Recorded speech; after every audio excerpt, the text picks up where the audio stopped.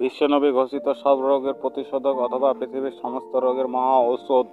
রাসূলুল্লাহ সাল্লাল্লাহু আলাইহি ওয়াসাল্লাম দুনিয়াতে বিভিন্ন ধরনের রোগ বালাই থেকে সুস্থ থাকার ও নিরাপদ জীবনের জন্য চিকিৎসা ও প্রতিশোধ হিসেবে 5টি জিনিসের কথা বলেছেন। যেভাবে তিনি পরকালের সফলতার জন্য মানুষকে সত্যের পথে ডেকেছেন এবং পথ নির্দেশন করেছেন।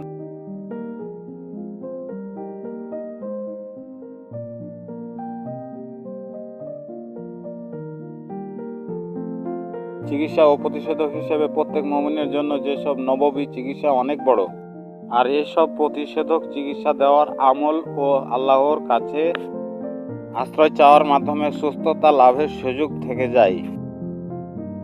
চলুন শুরু করা যাক 5টি প্রতিষেধক পৃথিবীর সমস্ত রোগের মহা ঔষধ। 1 নম্বর কালোজিরা। রাসূল সাল্লাল্লাহু আলাইহি ওয়াসাল্লাম কালোজিরা ঔষধ মৃত্যু ছাড়া সব রোগের মহা ঔষধ হিসেবে আখ্যায়িত করেছেন। কালোজিরার উপকারিতা চিকিৎসা ও বিজ্ঞান প্রমাণিত। হাদিসে এসেছে, হযরত আবু হুরায়রা রাদিয়াল্লাহু আনহু বর্ণনা করেছেন, রাসূল সাল্লাল্লাহু আলাইহি ওয়াসাল্লাম বলেছেন, কালোজিরা ব্যবহার করো। কালোজিরা রয়েছে শাম ছাড়া প্রত্যেক রোগের প্রতিষেধক।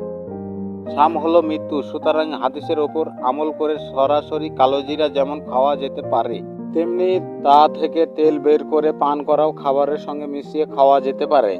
2 নম্বর মধু। মধুতে রয়েছে রোগ প্রতিষেধক। মধু পানে কোনো মৌসুমী রোগ হবে না। রাসূলুল্লাহ সাল্লাল্লাহু আলাইহি সাল্লাম নিজেও মধু পান করা পছন্দ করতেন। মধুর প্রসঙ্গে কোরআন সুন্নাহ স্পষ্ট বর্ণনা করেছেন। চিকিৎসা বিজ্ঞান ও মধুর রোগ প্রতিরোধ ক্ষমতা বিষয়টি প্রমাণিত। হাদিসের নির্দেশনা থেকে জানা যায়, প্রত্যেক ব্যক্তির উচিত প্রতিদিন 1 চামচ করে মধু পান করা। পালনকর্তা উন্মুক্ত পদসমূহে মানুষের রোগ ব্যাধি থেকে মুক্তি দেবে। 3 নম্বর হিজামা। হিজামা বা সিঙ্গা লাগানো সব রোগের মহা ঔষধ। হাদিসে পাকে প্রিয় নবী সাল্লাল্লাহু আলাইহি সাল্লাম হিজামা কেউ রোগের প্রতিষেধক বলেছেন।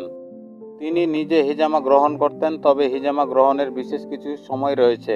হযরত ইবনে আব্বাস রাদিয়াল্লাহু আনহু বর্ণনা করেছেন, 3টি জিনিসের মধ্যে রোগ মুক্তি আছে: মধুপানে, সিঙ্গা লাগানোই এবং আগুন দিয়ে দাগ লাগানোই।